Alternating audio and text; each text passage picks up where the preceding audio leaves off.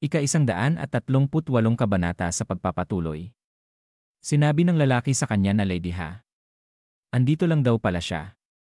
Tumugon ito at sinabi na ikaw pala yan yang Master Yucho. Madilim ang ekspresyon ng muka niya bago siya nagsalita muli. At sinabi na kailangan mo pa bang mag-isip. Mas malalim ang nararamdaman ko para sa iyo kaysa sinuman at tunay kong nais na pakasalan ka, binibining Ha. Iniisip ni Yoseol na si Yucho ay naawa sa kanya dahil nalulungkot siya at bahagya siyang nagpasalamat doon. Gayunpaman, wala siyang ganoong nararamdaman para dito. At sinabi sa kanya na ikinalulungkot ko talaga, yang Master Yo. Hanggang ngayon, wala pa rin akong ibang mahal kundi si Ginoo Song sa aking puso. Naiinis na sinabi sa kanya ni Yucho na hindi mo pa rin makalimutan ang kaawa-awang hangal na yon na nagpunta sa Heavenly Demon Tomb para iligtas ang isang babaeng demonic cult. Bakit daw ba siya ganyan? Bawat salita ni Yucho ay parang matatalas na karayom na tumutusok sa puso ni Yoseol. At pagkatapos sinabi niyang maiyak-iyak na pakiusap magdahan-dahan daw siya sa kanyang pananalita. Dagdag pa niya na Master Yo. Ito ang eksaktong dahilan kung bakit wala akong nararamdaman para sa iyo. Ang alam mo lang ay hamakin ang mga babae. Sinigaw pa niya sa kanya na mag-aabala ka ba kahit kaunti kung ako ang pupunta sa mapanganib na lugar tulad ng Heavenly Demon Tomb. Yan ang pagkakaiba niyo niyang Master Song.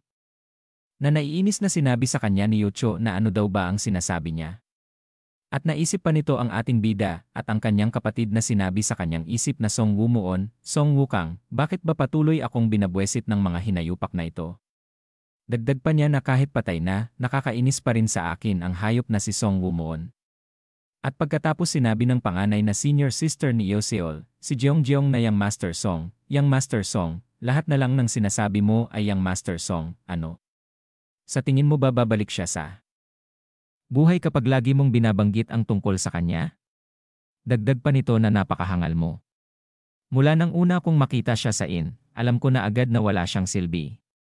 Akmang-akma na ikaw ang magkakagusto sa isang tulad niya.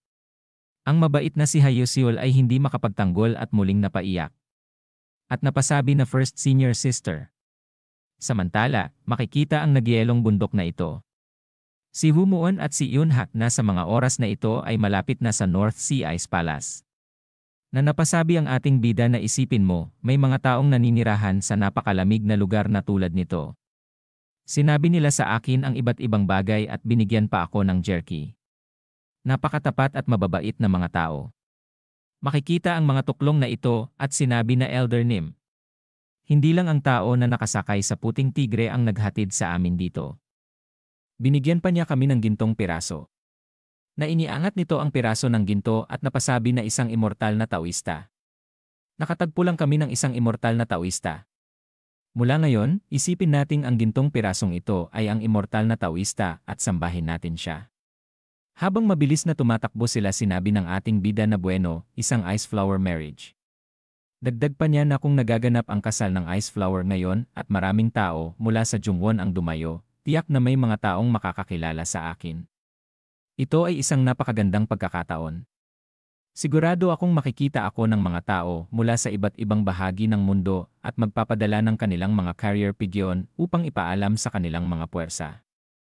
Makikita ang muka niya na sinabi pa sa isip na sa oras na iyon, maaari kong hulihin ang lahat ng mga kalapati, suriin ang mga nilalaman, suriin ang mga martial arts ng mga taong kahina-hinala, at matukoy kung sila ay mga espiya ng Heavenly Martial Sect o hindi. Ang layunin ko ay hindi maipakita ang aking pagkakakilanlan hanggang sa atakehin ko ang atrocious sandstorm. Kaya naman, pupunta akong walang yaksha mask. At upang makumbinsi ang North Sea Ice Palace. Mas mabuti nang ipakita kung sino ako. Makikita ang pavilion ng North Sea Ice Palace. Sinabi pa ni Jeong.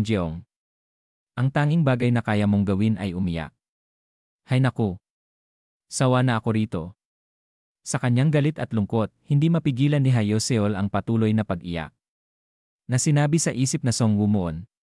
Tumingin si Jeong kay Yuchu at sinabi nito na Yang Master Yo, ano ang plano mong gawin?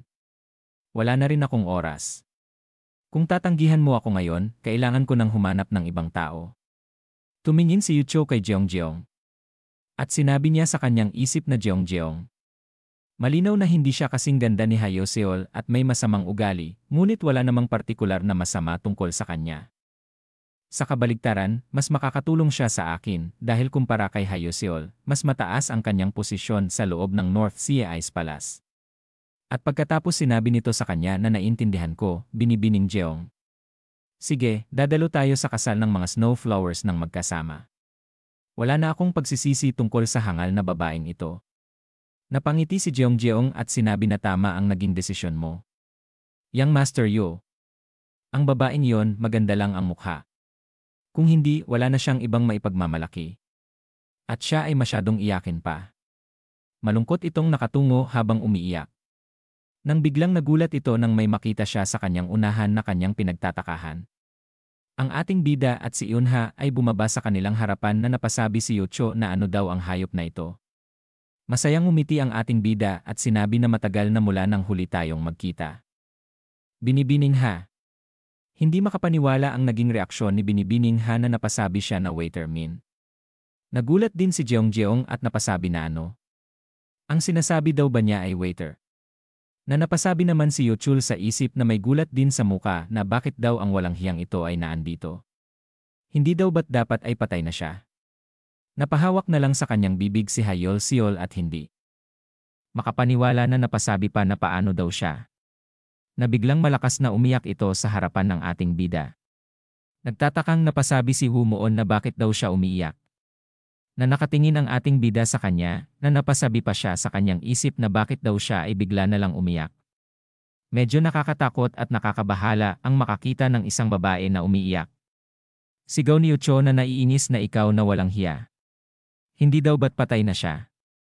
At napasabi pa siya sa isip habang makikita ang kapatid ng ating bida na si Song Wukang ay nagulat dahil ang lahat ng membro ng kanyang pamilya ay namatay o nawawala, kaya't nagkulong siya sa kanyang tahanan at sinasayang ang kanyang sarili sa alak. Akala ko darating ang aking oras matapos malaglag ang mga nakakainis na peste sa kailaliman. Dagdag pa nito na makikita ang mukang hindi makapaniwala at pinagpapawisan na paano pa buhay si Song Humuon. Natumingin ang ating bida sa kanya at sinabi na ikaw di ba si Yucho? At bakit daw naman siya ay narito? Dagdag pa ng ating bida sa kanya na andito daw ba siya para sa ice flower marriage. Lumapit at humawak siya kay Yucho. At sumagot ito na tama daw yon. Siyang Master Yu ay nangakong pakasalan ako sa ice flower marriage. Na seryosong sinabi ng ating bida na ngunit mayroon ka ng kasintahan sa Mount Huasek, Yucho. Na sinabi pa ng ating bida sa kanyang isip na tiyak na narinig ko na siya ay ex-lover ni Wukang. Na napasigaw sa kanya si Yuchu at sinabi na ano daw naman ngayon. Mahal daw naman niya silang dalawa na si Junior Sister Bai at Lady Jeong. At plano naman daw niya silang pakasalan dalawa. Na sinabi naman ni Yeonggyong na ano ngayon tungkol dito. Mayroon siyang alindog ng isang bayani. Dahil si Young Master Yu ay isang bayani, tiyak na magagawa niya iyon. Na napasabi ang ating bida sa kanya na may mga walang hiya na katulad niya daw pala na umiiral pa. Na napasigaw si Yeonggyong na anong sabi mo? Walang hiyang katulad ko. Na sinabi naman ng ating bida na, sige, kung ganyan ang kaso, bahala ka na. At pagkatapos ay lumipat si Humuon sa harapan ni Yosil, na patuloy pa rin sa pag-iyak. Na sinabi niya na bago ang lahat ng iyon, Lady Ha. Dahil nakikita kitang umiyak ng labis, tinukso ka na naman ng mga tao na ito. Dapat ko bang turuan sila ng leksyon? Na napasigaw si Yucho na ano daw ang sinasabi niyang turuan ng leksyon. Dagdag pa niya na anong karapatan mo, ikaw ay tanga. Natumingin ng malamig ang ating bida sa kanya, at sinabi na sino daw ang tanga. Dagdag pa ng ating bida sa kanya, na tinawag mo ba akong isang tanga? Na nagulat si Yucho nang makita niya ang tingin ng ating bida, at pinagpawisan ng malapot, at sinabi sa isip na itong gago na ito. Dati na siyang malakas, pero mas lumakas pa siya ngayon. At hindi daw siya nagbibiro sa pagkakataong ito. Inulit ng ating bida ang tanong na may malamig na tingin na tinatanong daw niya siya. Nakangiwi ang muka nito habang natataranta at sinabi sa isip na naku. Nakapagsabi ako ng hindi dapat dahil sa galit ko. Sana ay kalimutan mo na lang. Sana. Kung makipaglaban ako sa kanya dito, katapusan ko na. Nang biglang sinabi ni Yeonggyong na seryoso daw ba siya. Sino ba ang nagtuturo kanino ng leksyon? Hindi ito pwede, mahal. Pakiusap, hamunin mo siya sa isang spar. At ipakita sa lahat kung gaano ka katatag. Habang nakangiti ito ay hindi naman malaman ang gagawin ni Ucho na nakatingin sa kanya at sinabi sa isip na itong bobo na babaeng ito. Bakit mo pa pinapalala ang mga bagay? Hindi mo man lang alam kung gaano siya kalakas. Dagdag pa niya na parang sinabi na rin daw niya na mamatay na siya. Akmang bubunot na ng espada ang ating bida na sinabi pa niya na sige. Dahil ito ay hiling mula sa isang taong magiging asawa mo. Sige gawin na daw nila ito. Ikaw na tanga. Na mas pinagpawisan pa ito na hindi alam ang gagawin na halos maihi sa salwal sa takot. At dito na po nagtatapos ang ika-138 kabanata.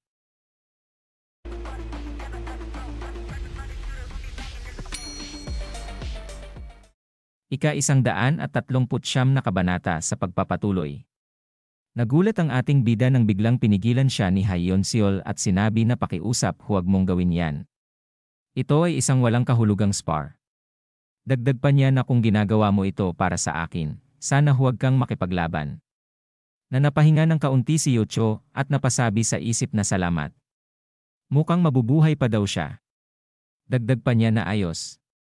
Ipagpatuloy lang daw niya ang kanyang ginagawang pagpigil sa kanya. Na sinabi ng ating bida sa kanya na talaga. Ano ang maaari kong gawin para tumigil ka sa pag-iyak? Gagawin ko ang kahit ano. Natumugon ito sa kanya na Young Master Song. Gagawin mo talaga ang kahit ano. Na masayang ngumiti ang ating bida at sinabi sa kanya na syempre daw naman. Dagdag pa niya sa isip na kailangan ko rin naman silang hingan ng pabor. Umiiyak na sinabi ni Hayuseol na alam kong hindi ko dapat gawin ito. Pero kung hindi ko sasabihin sa kanya ngayon, masasayang lang ang oras ko sa pagsisisi ulit. Pumikit ito at sinabi pa sa isip na Young Master Song. Na sobrang namiss ko ay nakatayo ngayon mismo sa harapan ko. Kahit ma-reject ako, gusto kong magtapat. Masayang may luha sa mga mata ni Yuseol at sinabi sa ating bida na Young Master Song. Pakiusap, samahan mo ako sa kasalan ng Ice Flower Marriage. Na nagulat naman ang ating bida na napasabi na ano. Nagulat nang mapakinggan ng dalawang ito ang kanyang sinabi na napasabi pa si Yucho na ano. Na namula naman si Hayuseol na napasabi sa kanyang sarili na nasabi ko talaga sa kanya. Na biglang umalis na ito na tumalon sa ere. Habang pinagmamasdan niya ito ay napasabi ang ating bida na Lady Ha.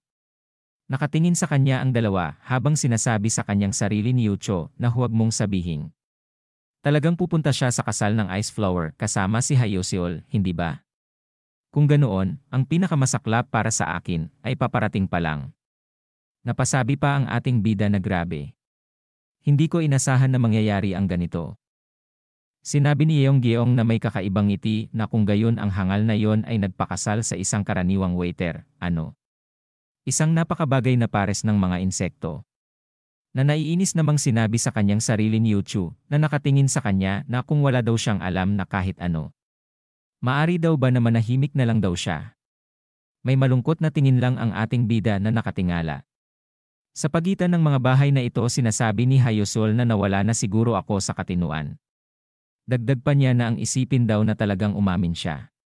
Ngunit ang makita daw na buhay si Young Master Song. Siya daw ay talagang masaya. Isang oras ang nakalipas. Matapos ang opisyal na pagpapaalam sa North Sea Ice Palace tungkol sa kanyang pagbisita. Naghihintay si Song Wumuon ng mga kilos mula sa Wisdom Parlor. Habang nagme-meditate ang ating bida sinasabi niya sa kanyang isip na pumunta sa Ice Flower's marriage kasama si Hayuseol. At biglang mabilis siyang napatingin sa gilid nang may mapansin siya. At pagkatapos ay mabilis siyang nawala. At napunta sa tutok ng pavilion na may pinagmamasdan.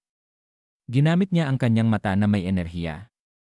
At nakita niya ang isang taong nagpadala ng liham mula sa ibon. Patuloy sa paglipad ito sa gitna ng ulan ng mga nyebe. Na pinagmamasdan ito ng lalaking ito. At pagkatapos makampanti na ligtas na makakarating ang sulat ay tumalikod na ito. Nagulat ang ibon nang ang ating bida ay mabilis na nasa tabi nito. Pagkatapos ay hinawakan niya ang ibon. Makikita ang tinutuluyan ng ating bida. Kung saan binabasa niya ang liham na sinasabi na si Song Wumuon daw ay buhay pa. At kasalukuyan daw siyang nasa North Sea Ice Palace. Habang sinunog ng ating bida ang liham sinabi niya sa kanyang isip na muli, hindi ko malaman kung sila ay konektado sa Heavenly Martial Sect o hindi batay lamang sa nilalaman.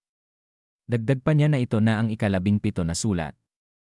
Sinabi pa niya na makikita ang apoy na naintindihan daw niya na ang mga tao mula sa Justice Alliance, Domineering Martial Sect at iba pang mga puwersa ay magpapadala ng mga sulat sa kani-kanilang mga sekta. Ngunit tiyak na kahina-hinala kung paano may isang tao mula sa North Sea Ice Palace ang susubukang ipahayag ang aking pagbabalik sa ibang lugar. Seryoso pa niyang sinabi sa kanyang isip na ang lalaki na nagpadala ng sulat na yon ay tiyak na isang disipulo ng North Sea Ice Palace. Nang muling napatingin sa labas ang ating bida at sinabi na sa pagkakataong ito ay hindi isang carrier pigeon kundi isang tao. May isang tao na papunta sa Jongwon, na mabilis na pinuntahan ng ating bida ito habang sinasabi sa isip na hindi daw niya sila hahayaan na kahit isa sa kanila ay makatakas. Mabilis itong tumatakbo sa mga nyebe. Nang mabilis na hinarang ito ng ating bida at sinabi na saan ka pupunta ng nagmamadali. Na nagulat ito na napasabi na ang walang hiyang ito. Mabilis na bumunot ng espada at winasiwas nito sa ating bida. Nagulat ito at napasabi na ang hayop na ito. Pinigilan lang daw niya ang kanyang espada sa pamamagitan ng kanyang kamay. Pinutol niya ang espada gamit ang kanyang kamay at sinabi sa kanya ng ating bida na tila batay sa iyong enerhiya, tiyak na isa kang aso ng Heavenly Martial Sect. Dagdag pa niya na dahil malamang hindi ka magsasalita kahit napahirapan kita. Na itinusok niya sa ulo nito ang espadang pinutol niya mula sa kanya. At biglang naglabasan ang kasamahan nito at pinalibutan ang ating bida. Sinabi niya sa kanila na salamat sa paglabas niyo ng kusa. Nakikita ko sa inyo. Mukhang kayo ay isang martial soul din na napasabi ito na paano mo. Na sinabi ng ating bida sa kanyang isip habang makikita ang mata niya na inaasahan kung magkakaroon ng 20 gwardiya ang taong ito, at tama ako. Makikita ang tinasak niya sa ulo ng espada na sinabi sa kwento na ang mga nakamaskarang tao ay sumusunod at nag-escort sa mga martial soul sa dilim. Siyempre, dahil ang martial soul na ito ay namatay ng masyadong maaga, wala silang ibang pagpipilian kundi ang lumitaw ng huli. Habang nakapikit ang ating bida, binunot niya ang kanyang espada, sinasabi na ngayon, mga aso ng Heavenly Martial Sect. Maari na kayong pumunta sa impyerno kasama niya. Na mabilis siyang kumilos na makikita ang mata niya. Na mabilis na naghanda ang mga ito na nakatingin sa kanya. At sa isang sandali ay makikita ang talsikan ng dugo sa hangin. At mapapakinggan ang hiyawan ng mga ito. At makalipas ang 15 minuto, nakatayo ang ating bida habang nakahandusay sa nyebe ang mga nakamaskarang mga lalaki na wala ng buhay. At sa hindi kalayuan, isang nakamaskarang lalaki ang nakasilip na nagtatago sa nyebe sa pamamagitan ng kanyang puting kasuotan. Gayunpaman, bilang karagdagan sa 20 gwardiya, bawat martial soul ay may isang tagamasid. Sila ay magtatago at manonood sa martial soul mula sa malayo at responsable para sa pag-uulat sa Heavenly Martial kung ang martial soul ay mangyari na mapatay. Sinabi nito habang nakasilip na paano nangyari na ganap na namatay ang martial soul at ang kanyang mga gwardiya ng napakadali, ang bastardo na iyon ay mas malakas kaysa dati. Dagdag pa niya na siya ay kumilos na kailangan kong mag-ulat sa Heavenly Martial ng mabilis. Nang biglang nanlaki ang mata nito at tumirik. Napugutan na pala ito ng ulo ng ating bida habang sinasabi niya na tunay ngang hindi mo kailanman dapat ibaba ang iyong depensa laban sa mga walang hiyang ito.